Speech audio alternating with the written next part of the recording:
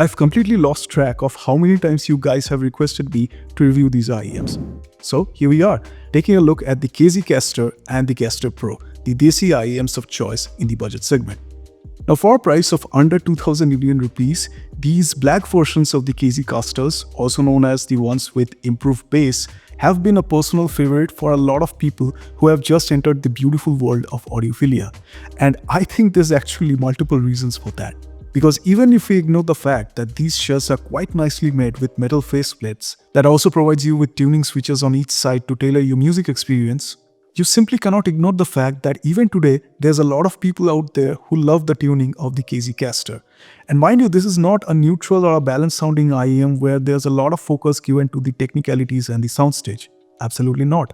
This is in fact a really fun sounding IEM where there's a heavy emphasis given to the low end or the bass response, just to make sure that you get to vibe along to your music, that you get to enjoy your music every single time that you put these bad boys inside your ears. And I think this is the reason why there's a lot of people who love the OG Castor even today. But then KZ decides to drop an update to their hugely popular IEMs by introducing the Castor Pro. And these bad boys introduce a couple of new features to the table. Now first of all, there's an update to the driver configuration.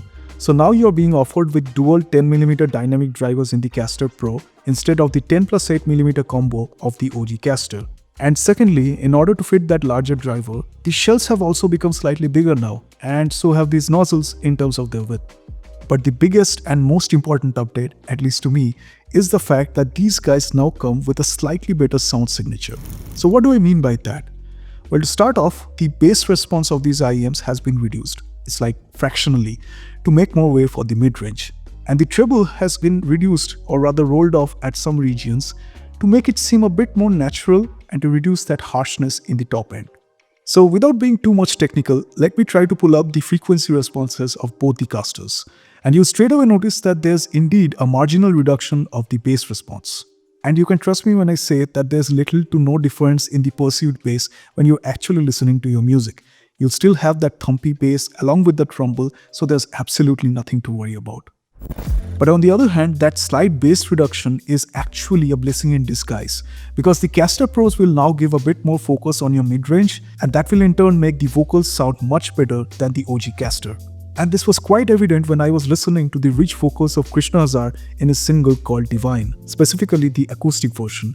It's such a great song to listen to. Now if we talk about the treble response in the Castor Pros, if you take a closer look at the frequency curve once again, you'll notice that the region after 3 kHz has been tastefully rolled off a bit in these new IEMs, which basically translates to less shouty vocals in the Castor Pros. Now in terms of soundstage and technicalities, both are pretty much the same. It's very narrow, very focused, and both of them are also pretty good when it comes to layering and instrument separation. So now is the million-dollar question of which of these Castors is right for you. And the answer is quite simple.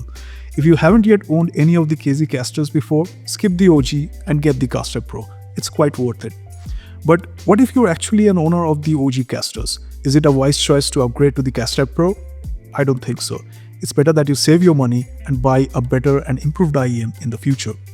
Now both these two IEMs are of course listed on my garage sale right now with bids starting from 1200 rupees. These are not even 1 week old right now, and these have full warranties till January of next year, so technically brand new units. So if you want to support me by purchasing these units that I review on my channel, all you need to do is enroll in channel memberships and make yourselves eligible for the garage sale.